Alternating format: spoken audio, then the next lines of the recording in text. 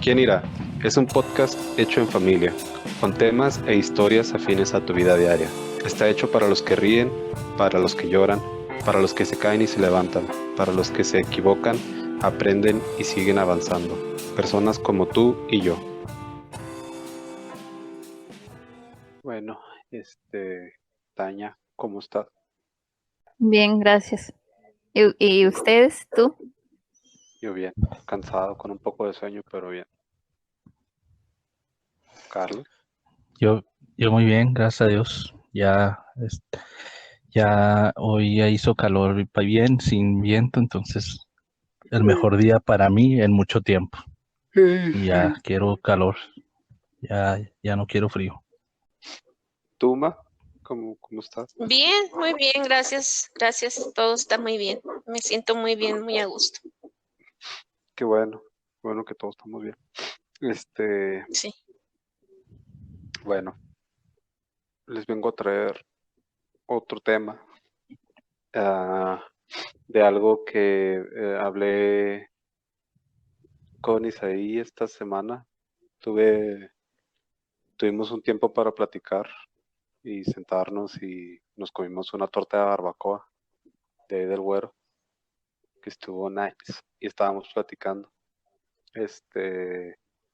Y le estaba platicando que algunas veces las personas no tienen la confianza para acercarse con personas con las que deberían de tener confianza para decirles estoy deprimido o para contarles cosas, no necesariamente vergonzosas, pero cosas que les están haciendo daño, cosas que están cargando, que les están quitando la paz y no tienen la confianza para tal vez acercarse con alguien y contárselo porque no que se vayan a sentir señalados o que se vayan a sentir criticados, pero bueno, lo que yo le decía ahí es que muchas veces, especialmente nosotros como cristianos, cuando alguien nos dice estoy triste o esto o lo otro, o sabemos que alguien está deprimido,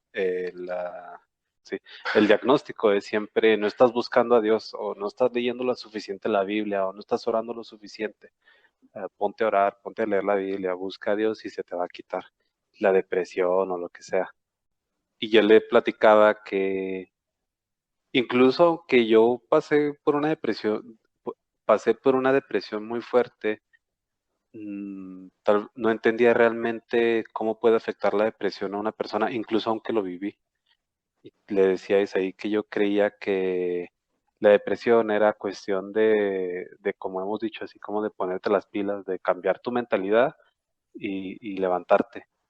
Pero realmente la depresión, he aprendido leyendo y viendo casos que realmente la depresión es como una enfermedad más, es como una enfermedad que si no se trata, que si no se le da el tratamiento, puede irse deteriorando hasta terminar con la vida de alguien, como un resfriado común que no se atiende, o sea, puede convertirse en algo mucho, mucho peor.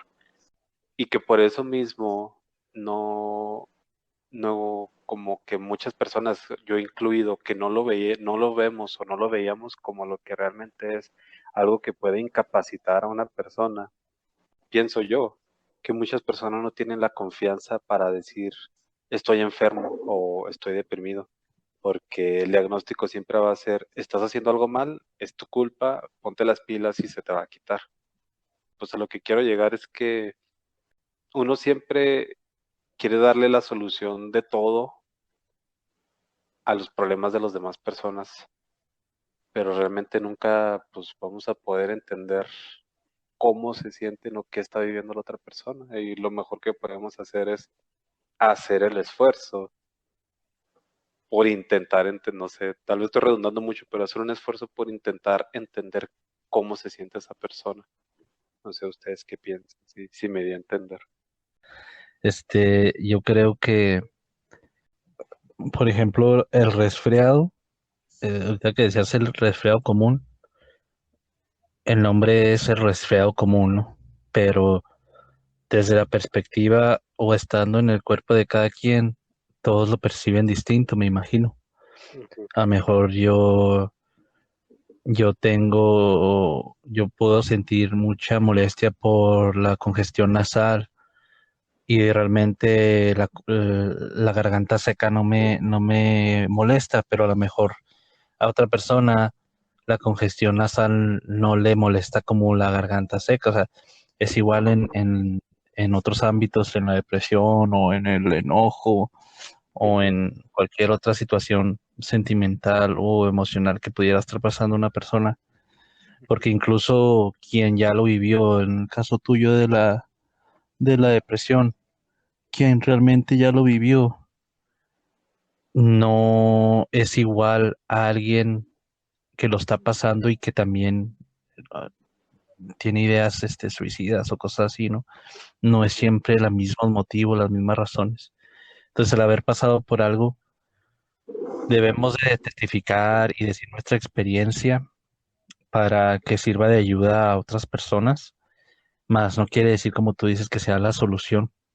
Y tienes razón en eso.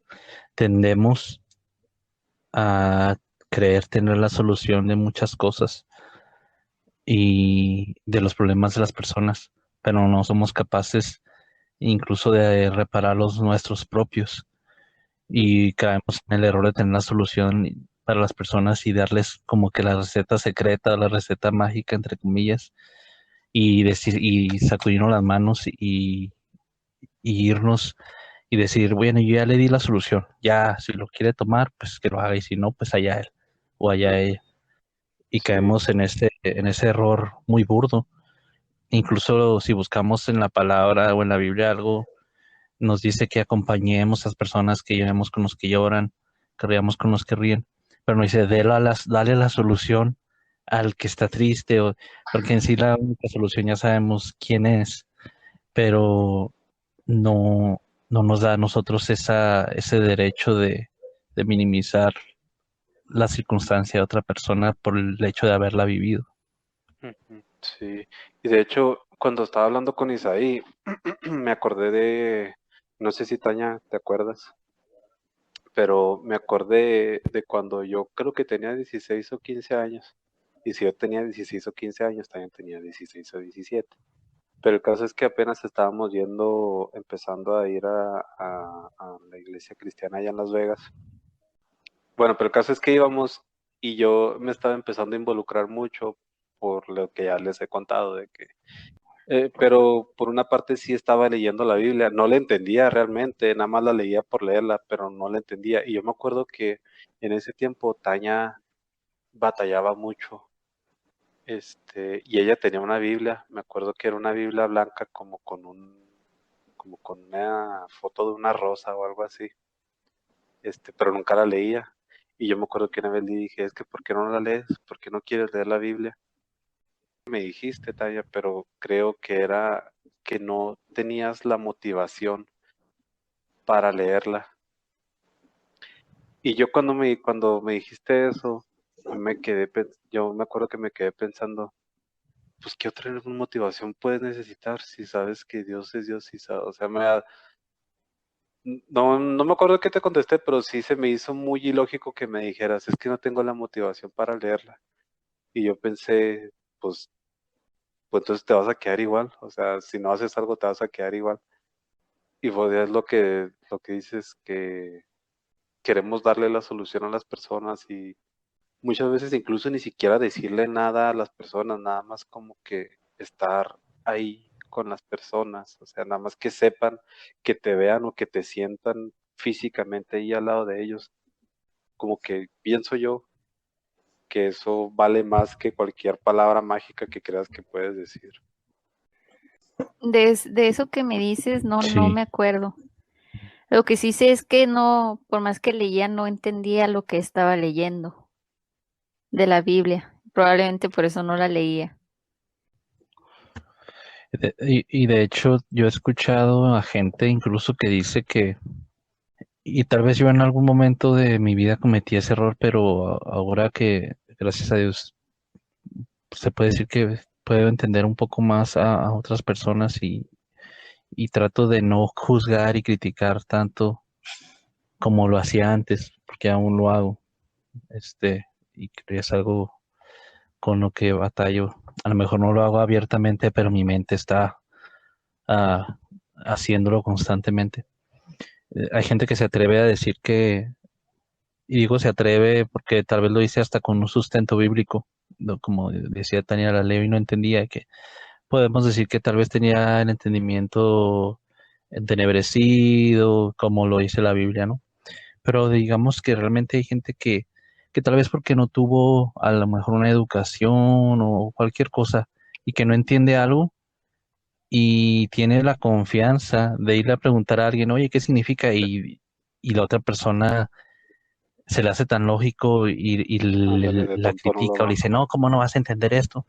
Hay detalles tan, ajá, o sea, hay detalles tan sensibles que son tan mínimos, pero que pueden dañar tanto a una persona. Hay gente que por eso se ha ido de las iglesias y a lo mejor eso ha dañado su corazón y de ahí no han querido saber nada de Dios o de los cristianos o de los creyentes, como les quieras llamar, por una cosa tan sencilla, porque a lo mejor es, no sé, es algo que a lo mejor no entendieron y por una distracción, otra cosa, y ya la otra persona la está señalando y como tú dices, de menso no lo baja.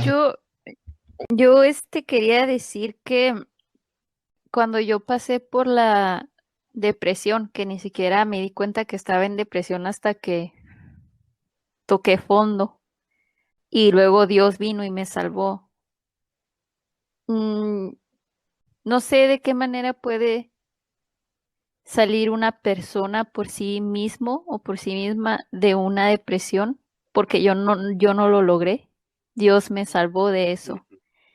Lo que sí he aprendido es que con el amor de Dios empiezas a despertar y a entender muchas cosas y te das cuenta que sí puedes ser más empático y sí eres más empático porque Dios te, te guía y te ayuda y te enseña a hacerlo en su amor.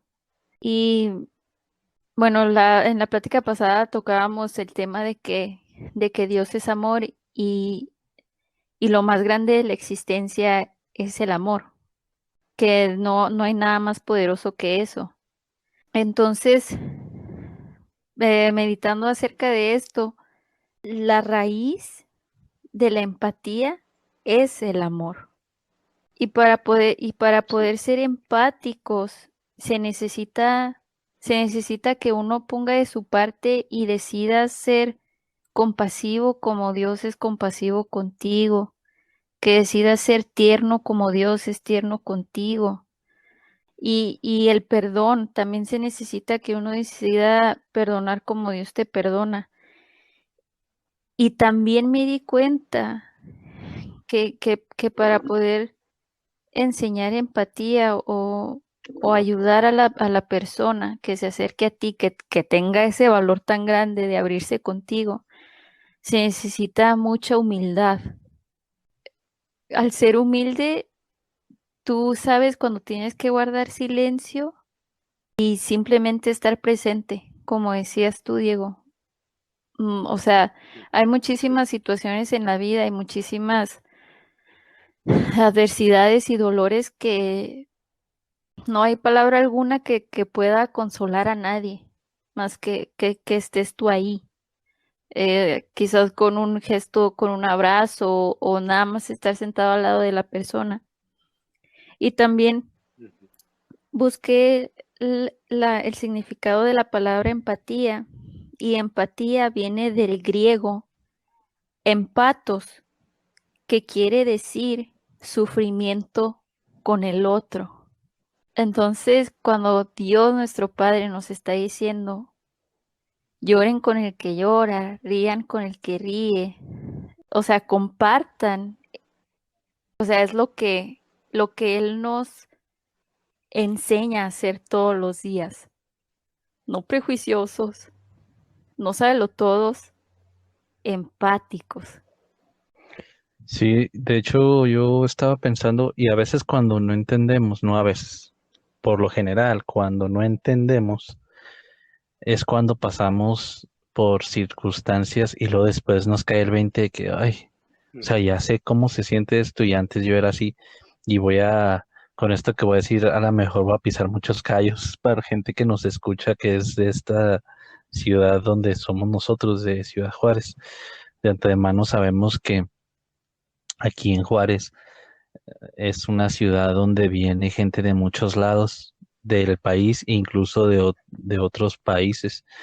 El año pasado se dio mucho por las caravanas migrantes, mucha gente de Honduras, El Salvador, de Cuba, incluso de Puerto Rico o de otros lugares, incluso de Jamaica. Y no lo iba al tanteo, yo me topé a una persona en un centro comercial de Jamaica y ya estuvimos ahí platicando un poco y se me hizo muy extraño que esté aquí y él está trabajando y no es una persona que no es, su estatus no es legal en México. Entonces, pero con los mismos mexicanos, dejemos la gente de otro país, con los mismos mexicanos, sabemos que viene mucha gente de otras regiones muy pobres donde no hay tanta oportunidad como aquí en Ciudad Juárez. Y los mismos juarenses somos muy dados a criticar y a burlarnos y a señalar a esas personas. Yo era una de esas personas. Cuando ya lo hemos platicado, creo que todos en nuestros testimonios en episodios pasados, cuando estuvimos en Estados Unidos, yo tuve una experiencia cuando iba en el transporte público de la escuela a la casa, era temprano, ni siquiera era tarde, era como eso de las 2, 3 de la tarde. Iba en el camión y una persona blanca, muy alta, ¿cómo es el Caucásico. Caucasian? ¿Cómo se dice en español? Este, Caucásico, exacto. De repente se paró en el camión, se puso enfrente de mí una persona muy alta, pues yo creo que medía como 2'10", y me señaló y se me cuadró, como se dice vulgarmente, y me tiró un dedo, o me hizo una señal obscena con su mano. Y yo no fui una persona cobarde para pelearme, pero en ese momento yo sentí un miedo diferente porque esa persona en su mirada se le veía un disgusto por el hecho de que yo estaba ahí y no era una De mirada odio. de pelear, es una mirada de que me quería matar, un odio racial fuerte, ajá, exacto. Y eso me causó un temor muy particular. Y así pasaron, a mí se me hizo eterno, pero yo creo que fueron como, no sé, un minuto y medio y se bajó en la siguiente parada y se fue. Cuando se bajó el camión me siguió señalando y tirándome esa señal obscena hasta que el camión se fue. Entonces yo ahí en ese momento entendí lo que siente la misma gente con los comentarios raciales que hacemos hacia nuestra misma gente latina o mexicana o de la nacionalidad que quieras. Y a veces para tener esa empatía y no entendemos, somos tan cabeza dura que Dios nos hace pasar por circunstancias para que realmente nos pone en los zapatos de esas personas y ahí es cuando entendemos a la fuerza o por circunstancias así. Entonces, como decía ahora un predicador que está yendo ahí a la iglesia a la que nosotros acudimos, mejor entendamos y no queramos que pasemos por circunstancias así, es mejor hacer caso a que Dios nos tenga que podar o corregir pasándonos por esas circunstancias. Pues sí, yo escuchándolos soy del pensamiento que para ser empáticos, o sea, somos muy dados todos los seres humanos a que si alguien viene hacia nosotros y nos dice, ¿sabes qué me está pasando esto y lo otro o así? Primero está la crítica. Es más, todavía ni la persona termina de contarnos lo que le está pasando cuando uno ya hizo toda la crítica completa y ya le está diciendo, es que ¿por qué hiciste esto? Otra vez que te digas, dile que esto, haz esto, al otro. Y no damos la oportunidad de lo que necesita la persona, que solo necesita que lo escuchen. Y yo, en lo personal, me esfuerzo mucho me esfuerzo para no caer. Yo es una de las cosas que hoy por hoy sigo tratando de apaciguar dentro de mí, de quitar eso de esa mala costumbre de mí. Porque ahorita Tania decía que para que la persona se arrime y te diga, tú tienes que tener la humildad, ¿verdad?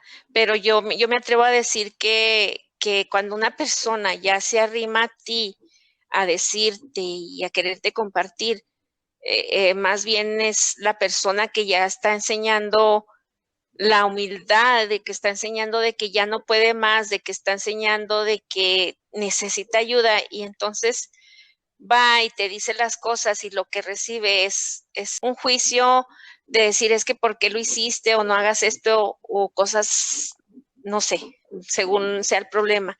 Entonces, pues es muy difícil, yo pienso que es un ejercicio a diario y durante todo el día el que se tiene que hacer para ser empático, para no estar juzgando, porque es algo, es vida.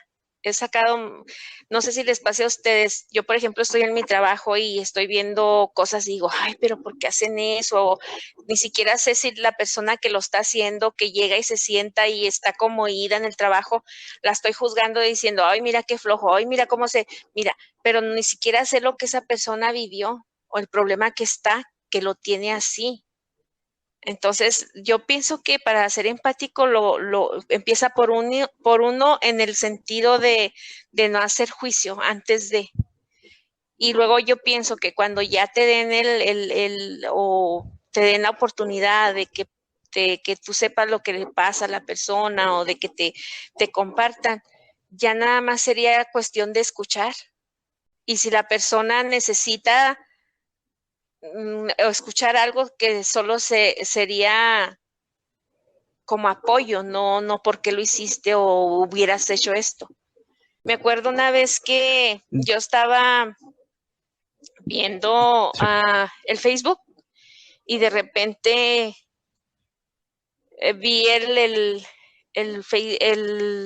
perfil de mi amigo, de un amigo que quiero yo mucho, que lo quiero mucho, lo estimo bastante. Él se llama Carlos y vive en Nebraska. Y de repente veo que su hijo tuvo un accidente y falleció. No podía creerlo, aparte de que yo conviví bastante con el niño y así, muy, muy cercano, ¿verdad? Todo. Me acuerdo que le hablé yo y nada más le dije, ya supe lo que pasó. Y me acuerdo que él me dijo, ya te enteraste, sí, ya. Entonces yo oía que él estaba llorando y llorando. Y yo me acuerdo que yo no pude decirle nada, yo también nada más lloré y lloré. Y fueron, no sé, fue como unos 15 minutos así. Y nada más lo que me dijo, qué bueno que estás conmigo. Es lo que decía Carlos y Diego. No importa que si la persona viene a ti o algo le pasa a la persona, muchas veces yo en lo personal así soy y créanme que se me ha juzgado mal, que me han dicho, ay, es que tú eres tan fría, eres tan, mira, ve y asómate al ataúd o ve y esto. No, es que siempre he preferido estar ahí nada más a un lado y acompañando. No puedo, porque no le puedes decir a alguien que perdió a alguien querido, va a pasar o mira, échale ganas. O sea, no puedes decirle eso, no. Yo, para mí, la mejor manera de acompañar es en silencio. A lo mejor esto yo nunca lo he platicado ni a Diego. Supongo que para saber más detalles tendrá que ser cuando lleguemos allá arriba y Dios te lo haga ver, pero bueno, voy a tratar de contarlo más para que quede lo más claro que puede ser, porque cuando sucedió la situación de Diego, de la más reciente, yo fui el que llegó ahí. Entonces, no minimizo la sensación que tuviste tú, pero yo creo que ahí yo me sentí igual a como tú te sentías. Tú ya después no me viste, pues ya después te fuiste, Ujú. pero pues le puedes preguntar a tu esposa. Pero yo haber estado en el momento con Diego ahí, pues fue muy difícil también para mí, y más a verlo a él y las circunstancias como estaban. Entonces ahí, pues sí, yo ahí sí experimenté lo que es sufrir con el que sufre. Yo ayuné incluso también, a lo mejor pues no se lo sabías, pero yo no comí hasta el día que tú saliste Ujú. de de ahí. Agua sí tomé, agua sí tomé, pero no comí. Y a lo mejor no fue un ayuno o sea, no quería comer. O sea, Ujú. para mí fue muy complicado también. Y esa es a lo mejor la empatía de como la que tú estabas hablando, del ejemplo de tu amigo, la de yo con mi hermano, que a lo mejor puede ser fácil tener empatía con tu hermano, ¿no? Pero la empatía de que no es de cuando alguien se abre contigo o cuando vienes de una circunstancia que viste o que viviste con esa persona. Por ejemplo, en mi caso, ¿no? Que yo cometo mucho ese error, así como tú dices que tú batallas con lo que dijiste, yo batallo con esta parte que, por ejemplo, si yo tengo un mal día en el trabajo, llego a casa y llego bien fiera. Y eso no es justo ni para mi esposa ni para mis hijas.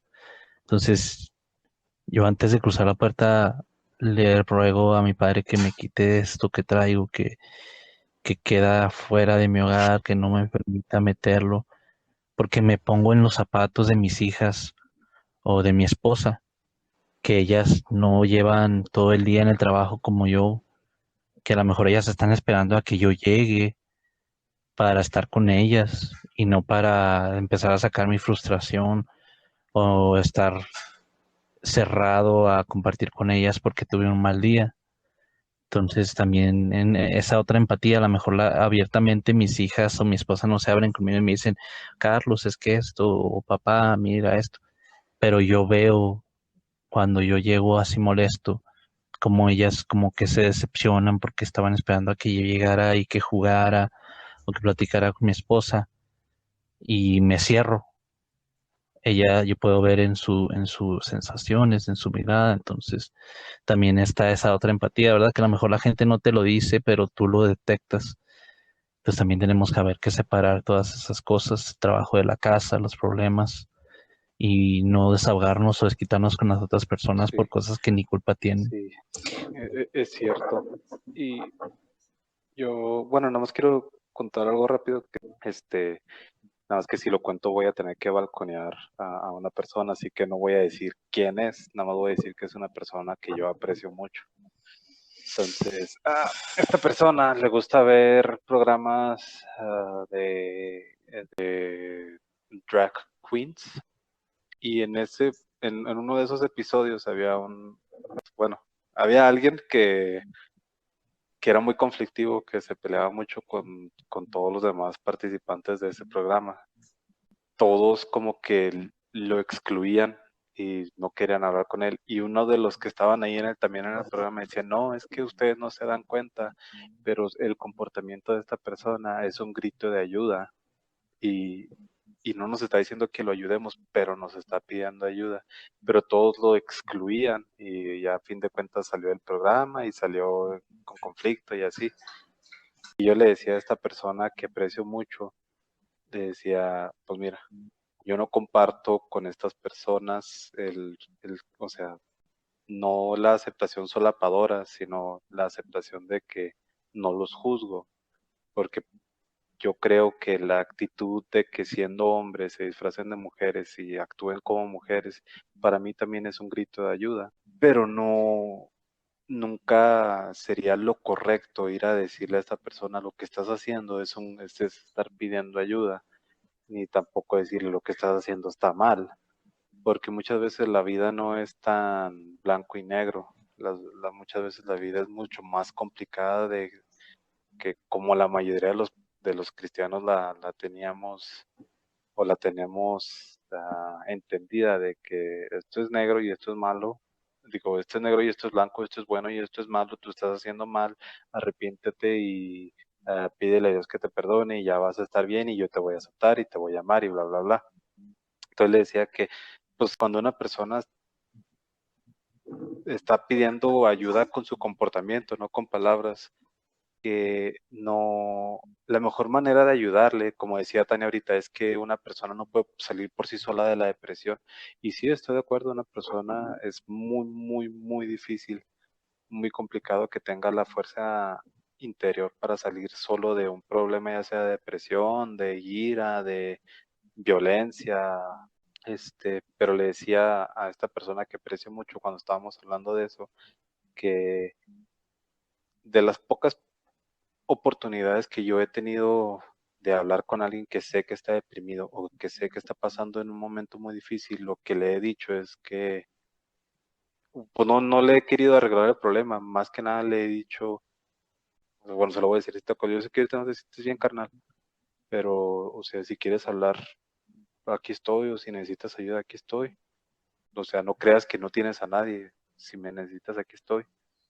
Y ya, o sea, pero es más el estar con la persona, que no se sienta sola, que no se sienta abandonado, porque bueno, en ese aspecto yo sí sé cómo me sentía, de que sí me sentía abandonado, que tal vez no necesitaba que Carlos me dijera algo, que mi mamá me dijera algo, que tú también me dijeras algo, pero era más que yo necesitaba que estuvieran ahí.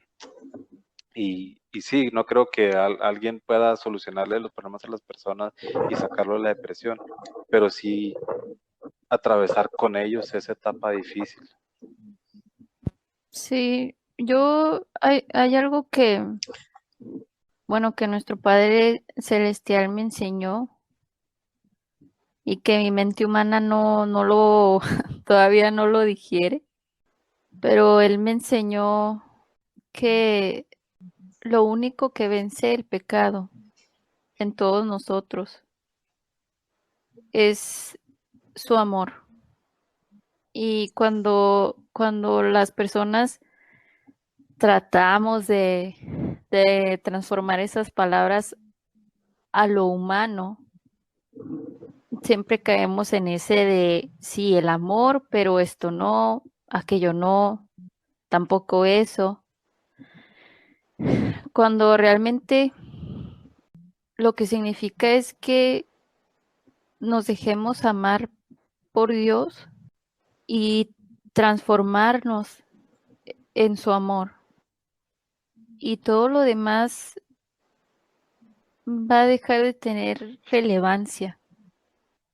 Ya lo que vas a empezar a extrañar y a necesitar es la presencia de tu Padre Celestial, el amor de tu Padre Celestial, más que cualquier otra adicción o hábito con el que estés peleando o hayas peleado toda tu vida.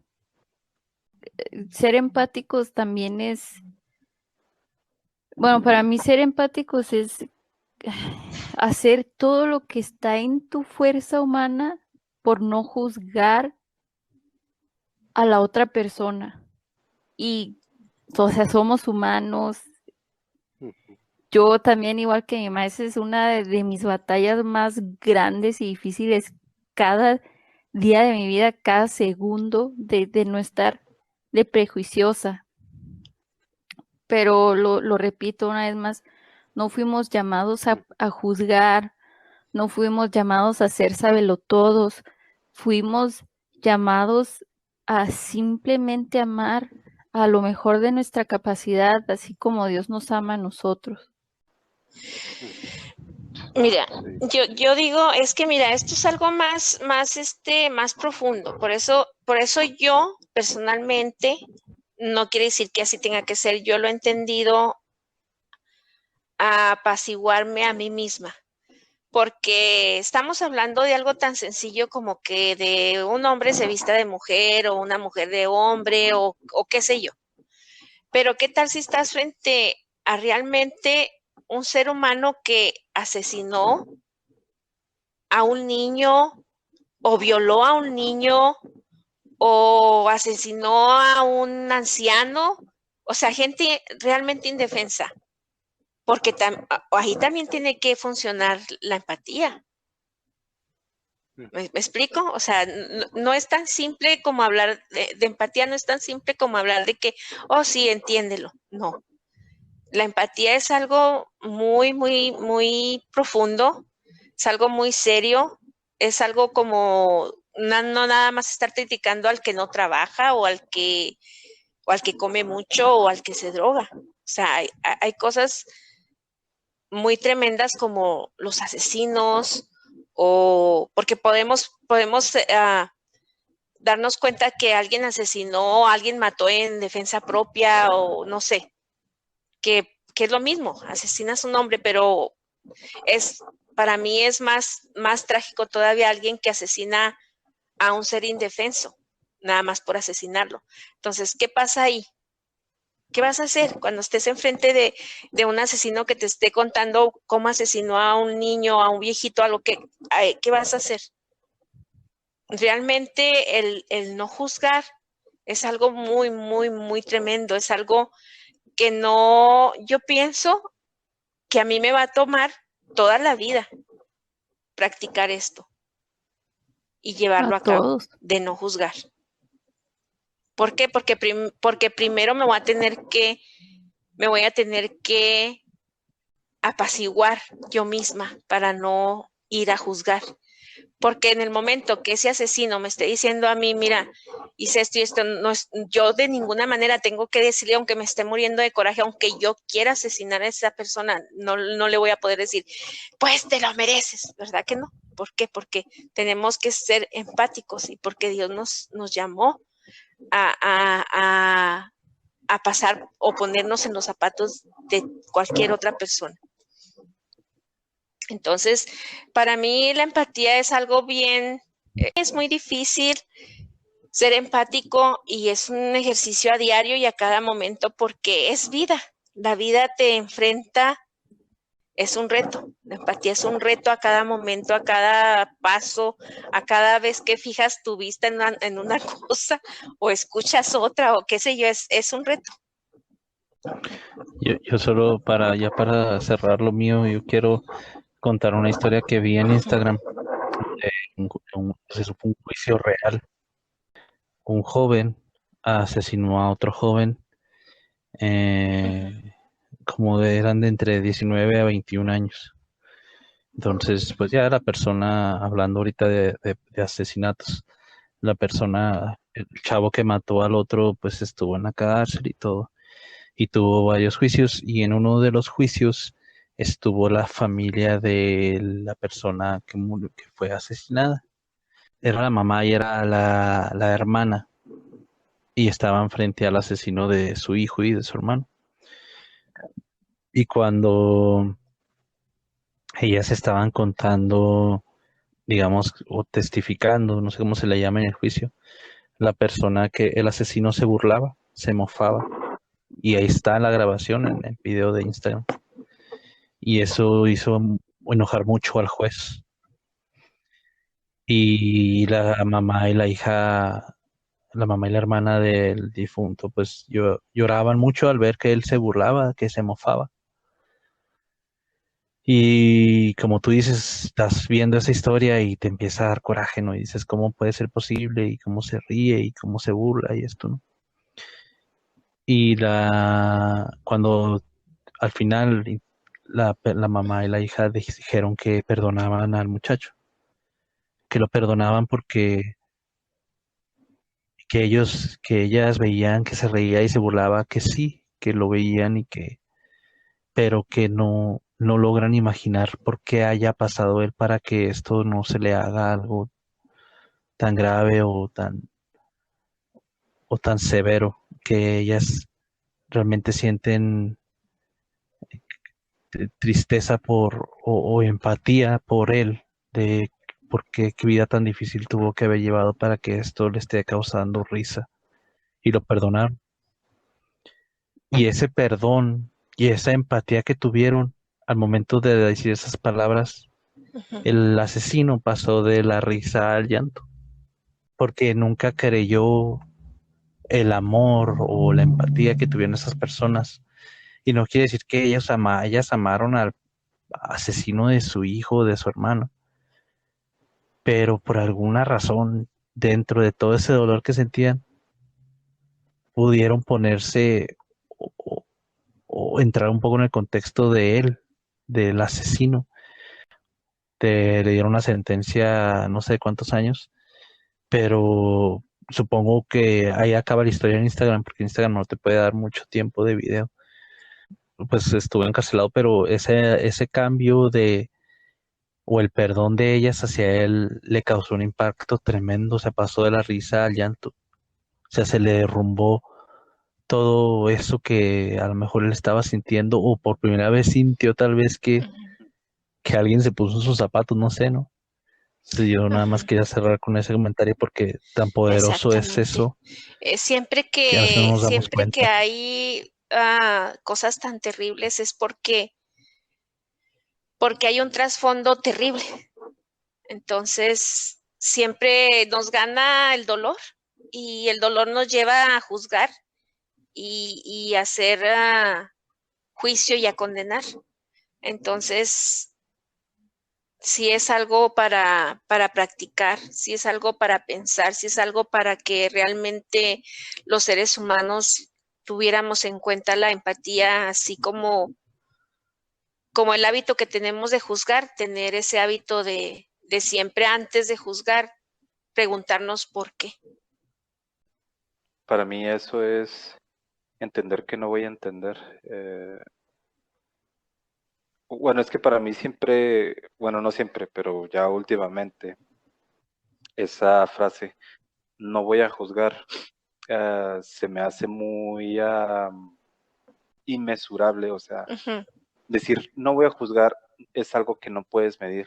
Es como cuando pasa algo malo, por ejemplo, y ya es algo que los políticos, especialmente en Estados Unidos, usan mucho, que hubo otro tiroteo, cosas así, hubo muchas víctimas y dicen, estamos enviando oraciones y están en nuestras oraciones y nuestros pensamientos están con ellos, pero pensamientos y oraciones no es algo que puedes medir. Ah, las acciones es algo que puedes medir, es algo tangible.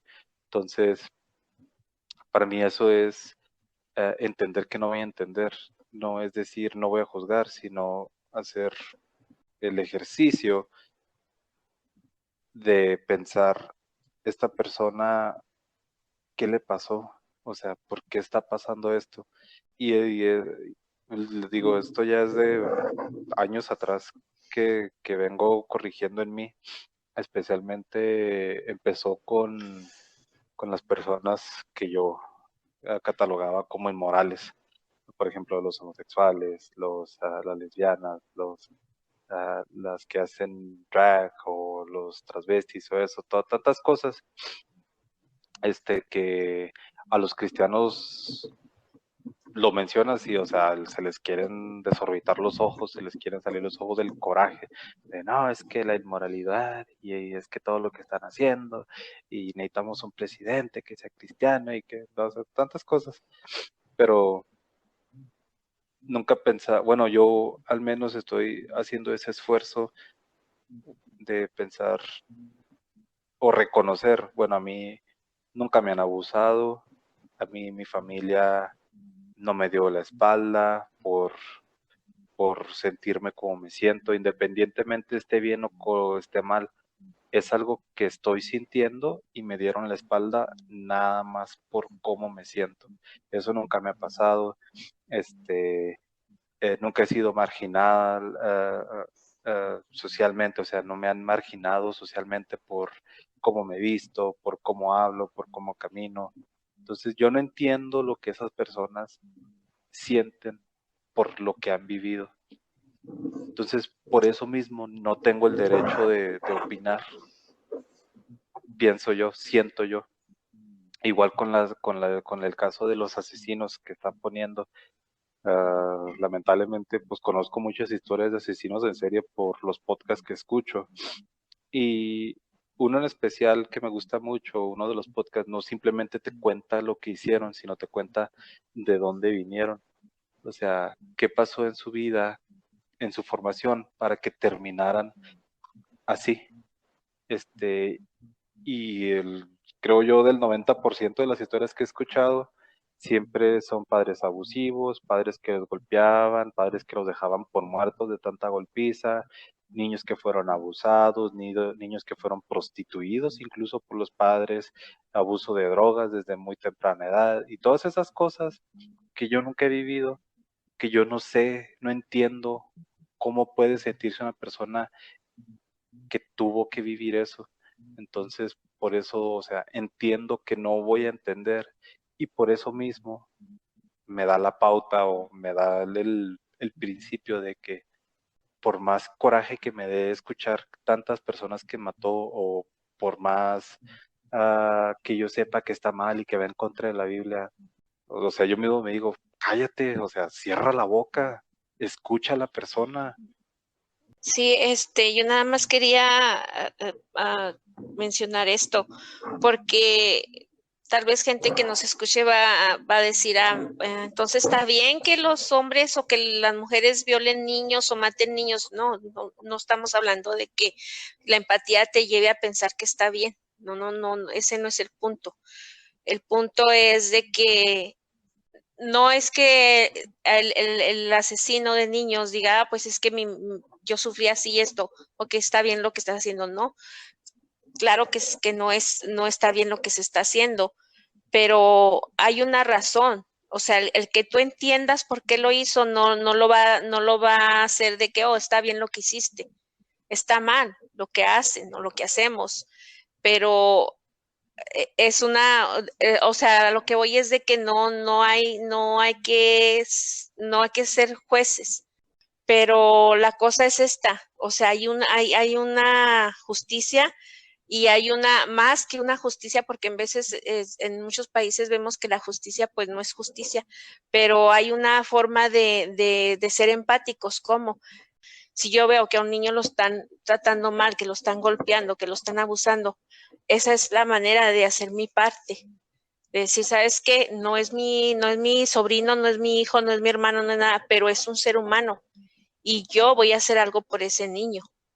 O sea, voy a reportar al que le esté haciendo daño o simplemente lo salvo, o qué sé yo, y tratar de que no sea maltratada, de que no sea abusada. Sí, yo nada más quiero decir algo así rápido de lo que decías, Ma, de que sí, bueno, el que te pongas intentes ponerte en el lugar de alguien que cometió un crimen no significa que lo perdonas y que ya no pasa nada, o sea, pobrecito, lo abusaron de niño, o sea, no tenía intención, o sea, no se trata de eso, se trata de que todos somos responsables de nuestras acciones. Si yo cometo un crimen, independientemente de cuál sea mi trasfondo, soy responsable por mis acciones y si cometí un crimen, incluso si estoy arrepentido, soy acreedor a la sentencia cual sea la sentencia del crimen que cometí. Entonces, o sea, en este mundo el mundo se rige por leyes y como dices, o sea, tiene que haber justicia. Si la justicia no se cumple por corrupción, eso punto y aparte y otra cosa que se tiene que desmenuzar muy aparte, pero o sea, si yo pido perdón y estoy arrepentido, estar arrepentido es aceptar las consecuencias de lo que hice, no desaparecer el castigo porque me arrepentí. O sea, no sé, o sea, si yo también quiero aportar a que sí, no se trata de que estamos diciendo eso. Y ya, eso era todo. Bueno, gracias Tania, Carlos, gracias por haber participado. A las personas que nos estén escuchando también gracias por darnos su tiempo y escuchar esta plática que tuvimos. La tuvimos con ustedes en mente. Para nosotros es siempre muy edificante y gratificante platicar entre nosotros de estas cosas, y esperamos que sea igual para ustedes el escuchar. Y pues si quieren ser parte de la conversación o tienen alguna opinión, algo que decirnos, pueden escribirnos a la dirección de correo electrónico quienirapodcast@outlook.com, o también en nuestras redes sociales, y la descripción para cada una de nuestras redes sociales está en la descripción del episodio. Y pues una vez más, gracias por su tiempo y que tengan un excelente día.